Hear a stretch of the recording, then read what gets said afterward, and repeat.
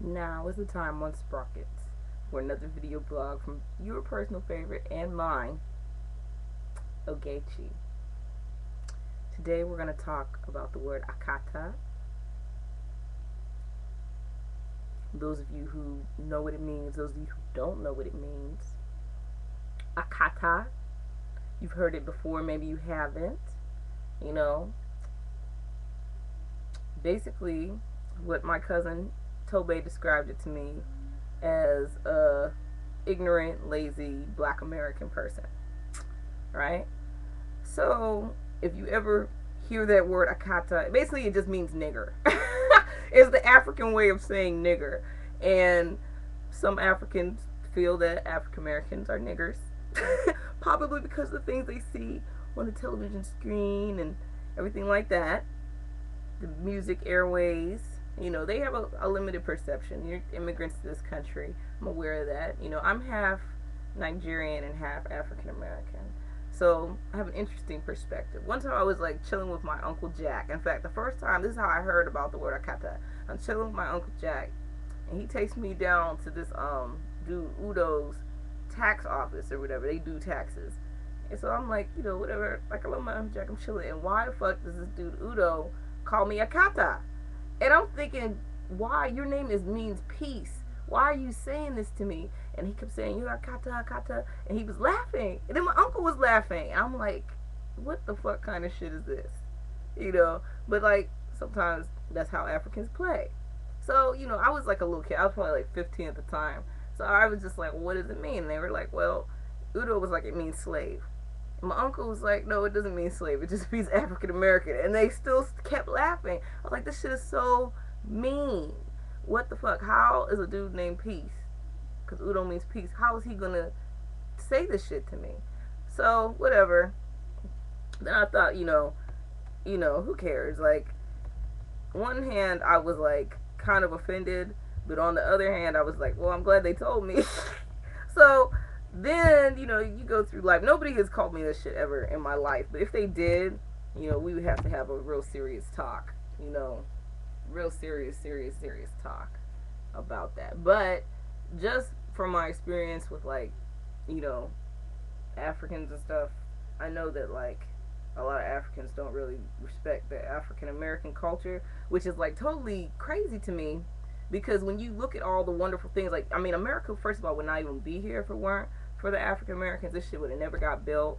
You would not have no Washington D.C. You would not have the White House. You would not have no traffic lights. You would not have the refrigerator.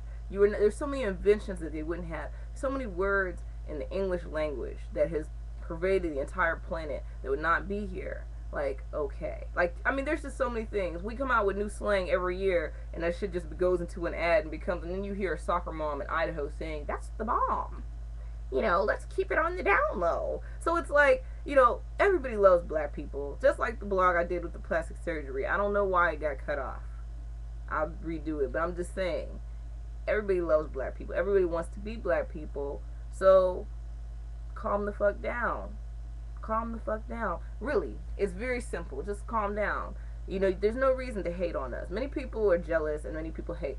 But the flip side is like, it's silly, On one hand, then, a lot of the African Americans, they hate on the Africans, and then there's animosity in between because African Americans are really angry at the Europeans because the situation of being in slavery, the predicament of losing our African languages, losing our customs, food, the self-hatred that was put on us.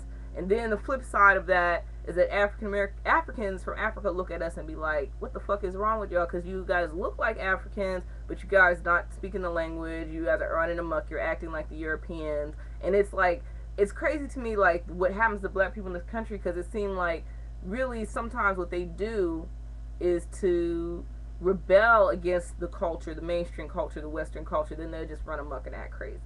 So it kind of like works on both sides, and we're mad at them for hating on us for putting a projection of like a negative projection out there, and they're mad at us for the negative projection, thinking that's who we are, even though clearly we have so many wonderful upstanding members of society and now you guys have, you know, Obama and everything like that. So it's obvious that, like, you know, African Americans are not completely nutty Akata nigger characters munching on cardboard. But, you know, it's easier. Hate is what is currently making the world go round. If I can hate on you, I can put you in a box and say, okay, that's what's wrong with you, and I don't have to think about it anymore, and I can just, like, go on and laugh and carry on my day and feel superior. And it goes on both sides. Because then I was talking to my cousins and stuff, and they were telling me how, you know, I heard this stuff coming up too in Pittsburgh, like African booty scratcher, you know, different ignorant stuff people will say to, or like, oh, isn't there, people say that shit to me, oh, isn't there lions and tigers and shit in Africa? Well, me being the type of person I am, I would tell them, yeah. I would say, yep. I'd be like, yep. I used to ride around on a lion. I would just give them what they wanted. I would just lie to them, you know, when they'd be like, why do you talk like that? Why do you talk so proper? I knew another African girl and she talked proper. And people wanted to hate and tease you and, like, different shit like that. So, I mean, it's all stupid, you know. We're all one people. Unfortunately, you know, and it's prophecy and everybody knows this. All you got to do is look at Revelations and Deuteronomy 63. Black Americans are the lost tribe of Israel. Everybody knows this. There's a conspiracy over who is the tribe of Israel. Okay? Major conspiracy over who is the tribe of Israel. But, you know, when Joseph went to Egypt, he blended with the Egyptians. That meant his ass was brown. That meant he was African. Egyptians were African in biblical times. It's not hard to tell what a Hebrew looks like. A Hebrew is not the same as a Jew. Get it right. There are no Jews in the Bible. There's only Hebrews. You know what I'm saying? If you go into any African country, they circumcise. There's a whole bunch of Hebrew customs.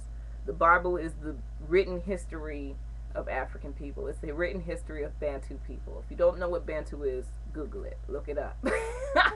You know what I'm saying? So then, you know, it's going to get in there and talk about the lost tribes, and that's the people who don't have their language, don't have the culture, running amok, liquor store on every corner, church on every other corner. This shit is in Deuteronomy 63. All you do, open the book and read it. So who is that? You know, it don't say nothing about having no personal state in the prophecy. So that's when you know this some shit, other shit is going on. But I'm glad that some people have been able to tell other people that they're the chosen people, and that other people were brainwashed into believing it. It's so sad. Religion is so sad to me, but that's not the point of this blog. Religion is so sad to me, but that's not the point of this blog. I'm gonna do another blog on that. But right now we're talking about Akata and intercultural hatred between the different tribes of Israel, aka the Africans, aka the Hebrews, aka Black Americans versus Black Africans, aka Akata versus Nigger, aka get your mind right.